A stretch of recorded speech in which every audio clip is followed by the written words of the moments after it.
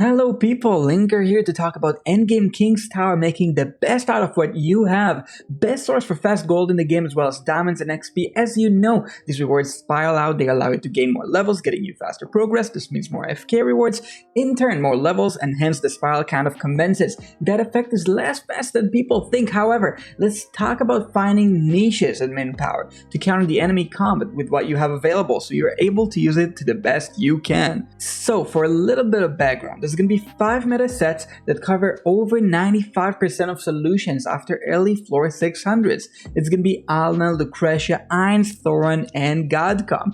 Reminds you of some video? I'm going to link that over here. Pretty similar to campaigns. Sometimes Alna and Lucretia go together, you know the drill. Sometimes Ainz can even frontline with Alna because Lilith doesn't know what the word nerf means. Like seriously, some people telling me Respin can possibly work because its early fight sucks when you have heroes like Rowan, Silas, and Alna in the game. But I digress. Here we see a different set in play, Lorsan. People sleep on this hero because he isn't universal in burst anymore. You see him sometimes, but sometimes he's just kind of substituted out. But man, the Gale Force does 120% extra damage. All sets today will be hugging min power, and when you need to get the enemies cleared faster, when you need to clutch out extra damage, remember Gale Force. It has to be one of the best, if not the best way in the game to break and then holds through faster. So my original plans were to Ezio kind of carry out the rest of what's left in the end phase, but Ain's 9-piece furniture just ended things through. Grab that thing, you see that stun, grab that thing, get it, you won't regret that investment.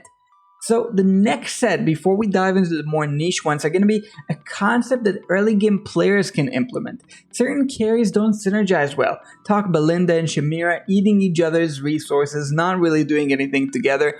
Damon and Ainz and Ezio are a completely different story though. Each is able to chunk out enemies' health in a different way, paving the road for the other. Khazard also has an interesting dynamic here.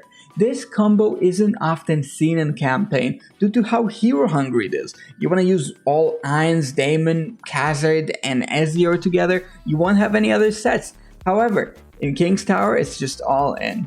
Alna definitely playing an incredible role enabling this set, keeping the Damon to tank alive, working in tandem with them to cover the weak spots between the shields. So we know the shield has 8 seconds cooldown. If you got the plus 30, this thing's all the way up to 7, but you still have 1 second of cooldown. And if you're not doing the ultimates, you're gonna be weak for a second and enemies are gonna slap you. So definitely grab the plus 30 on Damon. Sometime people telling me he needs the plus 20, that's true. However, plus 30 is huge on him. Doesn't sound huge on paper until you realize these are 8 seconds of cooldown, reducing the total cooldown of his shield off time by a factor of 3, and the rest in this set is gonna be history. So let's spin things up a little bit. Next, we're gonna talk about burst sets. We've talked about burst sets in the past.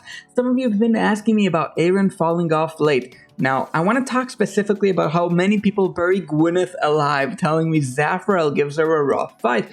And that's certainly correct, he's favorable in that fight. And while she's certainly trending down in endgame campaign usage, she's definitely live and kicking. Back on topic, Aaron might die when more similar heroes are introduced.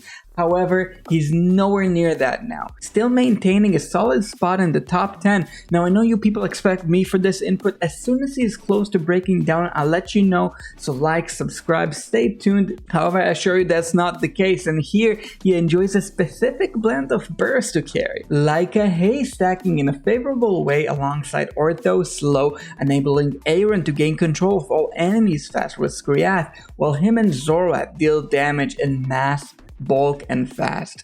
So if you're an OG, you know about Zorath, Deja Vu, Ortho Synergy not coming into play here. And if you're not, yo, it's nice to have you over here. Like, subscribe for more content like this.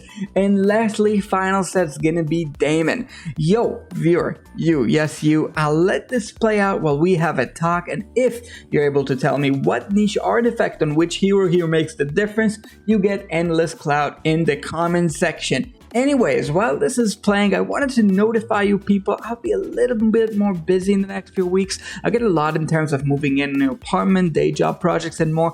I'll still try to stick to at least 2-3 uploads every week. Uploads at 10 AM EST and streams at 11 AM EST over Twitch, link below. I want to thank you all for the support recently. Feel free to join the new Linker subreddit if you're interested in that. And for now, thank you.